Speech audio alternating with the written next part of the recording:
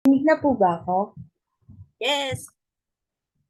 Ah, mag-share screen lang po ako. Okay. Hi, Jen. And si M. Ang tatahimik nyo.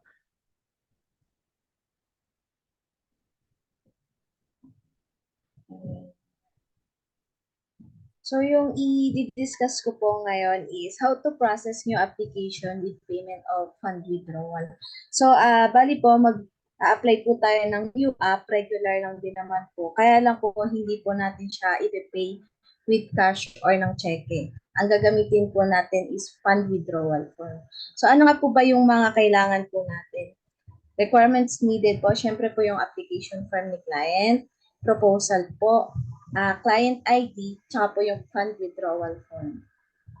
So yung hindi ko na po siguro papakita yung application form kasi po parehas lang naman po siya, wala namang pinagkaiba. Pipil upan lang din po natin yan. So ang i-discuss ko na lang po is paano po natin pipil upan yung fund withdrawal. Ganun lang din naman po kadalasan. Same lang din po pagka po nag-fund withdrawal tayo. Ang pinagkaiba lang po is yung medyo sa bandang baba. So, umpisahan po natin dito sa umpisa, policy owner. Lahat po ng may highlighted, yan po yung kailangan po may info or meron pong details ni client. Policy owner, policy number, SAN ID, NA po pag wala po tayong isasagot, citizenship, ID po, importante, yung permanent address, home phone, per phone, email, tsaka po sa ilalim po kadalasan naman po NA. Kung sa policy number po pala, i-clarify ko na lang din po. Yung ilalagay po natin policy number dyan, kung saan po tayo kukuha ng fund withdrawal.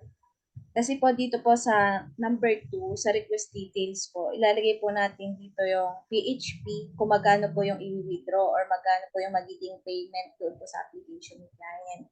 Ang halimbawa po dito is 10,020 pesos. So, kailangan po ilagay din po natin yung number dito po sa gilid. Bali po letter and number. Tapos dito naman po sa instruction, pag fund withdrawal po, kadalasan po kasi wala naman. So ngayon po, gagamitin po kasi natin si fund withdrawal as a payment. So ilalagay lang po natin as a note na this fund withdrawal is the proof of payment for application number, yung SR po. Lalagay po natin doon. Minsan po kasi na uuna po yung policy number ni client. Pwede rin po natin ilagay dito yun para kung meron na pong policy number. Kaya po sinabi ko po kanina na yan, dito po sa taas, magkaiba po dito sa pinaka-remarks niya. Okay po, number 3.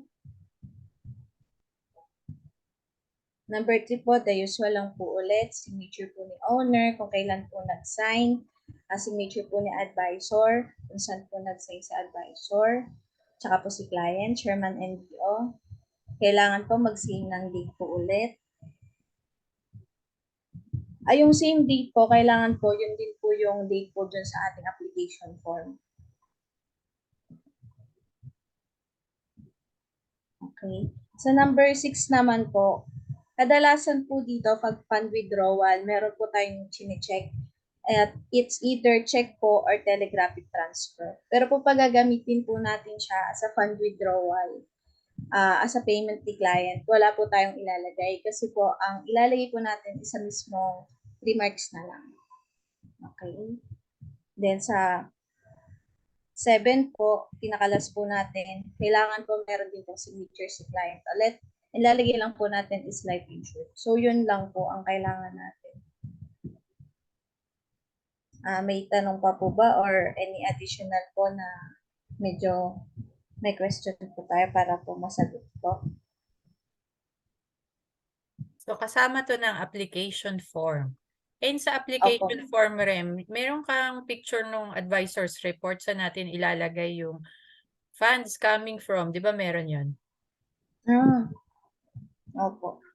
Basta meron sa Kaya, application form na, na ilalagay natin na kung ano yung policy number na kukuha na ng pera, ng opo. withdraw no, ng pera. Yon. And then, i-add ko na lang din po pala, Bali po, meron po kasi tayong two process kung paano po tayo makakapagpasa. Pwede pong hard copy kay Ma'am Jaya sa taas po, sa CSE. Kung meron din po kayong question kay Ma'am Jaya through email, nilagay ko na lang din po dyan.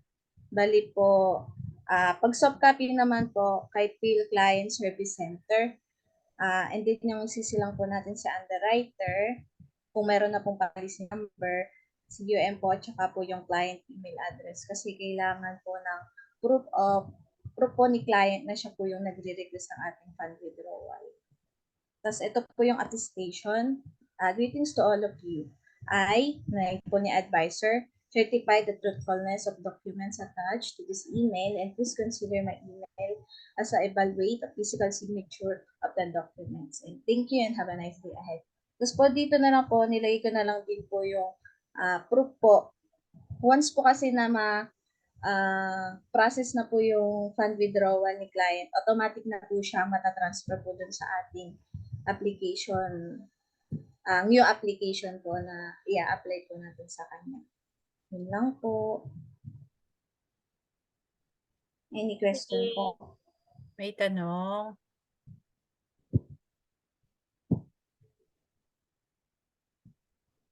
Ayan. Thank you, Rem. Thank you po. So, anong magandang spill? O may nakita ka, yung kaibigan mo, ay, inano mo, pinrospect mo. Tapos sabi sa'yo, ay, meron na akong Sun Life. Ang tagal na nga eh. O, di chinek mo. Siyempre, di ba, ganyan ang ating ninja moves. I-check sa CSC, magkano na ang fund value nito? Anong magandang spill dyan para mapakuha mo siya ulit? Kung nakita mo, wala naman siya. O, may nakita kang 300,000 na fund value. Tapos nakita mo, parang si BM Vanessa, wala pala siyang health insurance, wala siyang CIB.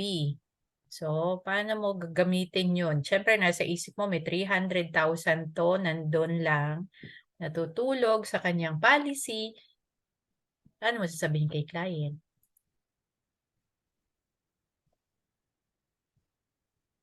Sino na ang nakapag-process ng ganito? Fund withdrawal para sa new application. Meron ba?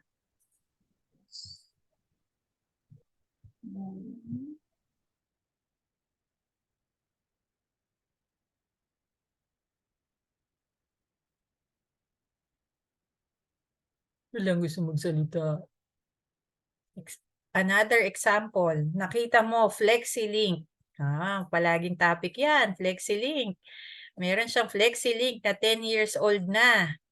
Tapos nung ni-review mo, nagalit. Bakit ang liit ng fund value ko? 300,000 lang. Nakahulog na ako ng 500,000. Anong magandang gawin dito? Hindi mo po pwedeng ipa-surrender yon kasi magkakakaso ka. Diba? Pag kumuha siya kaagad sa'yo, sinabi mo, ay ma, maganda tong Prime. Sige po, isurrender natin yung FlexiLink, kuha po kayo ng Prime. Hindi pwede yon. Magkakaroon ka ng case, Clause 6C. Ibig sabihin, bakit hindi mo siya pinilit na i-retain yung policy niya and instead, binigyan mo siya ng bago. So, that's against our Sun Life ethics. So, ang pwede mong gawin doon, ganyan. Kuha siya sa fund value ng FlexiLink, bigyan mo siya ng Prime, pero wag mong ipalapse yung FlexiLink kasi additional insurance coverage pa rin yun sa kanya. Diba? Pero ang tanong ko, spill. Ikaw, mag-spill ka nga. Ako si client.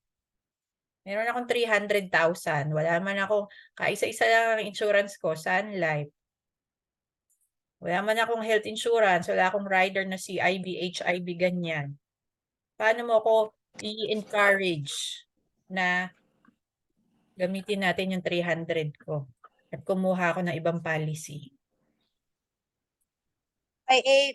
Hello, Miss Client. Na ano ko na Yes, po. Miss Advisor. Na-review ko na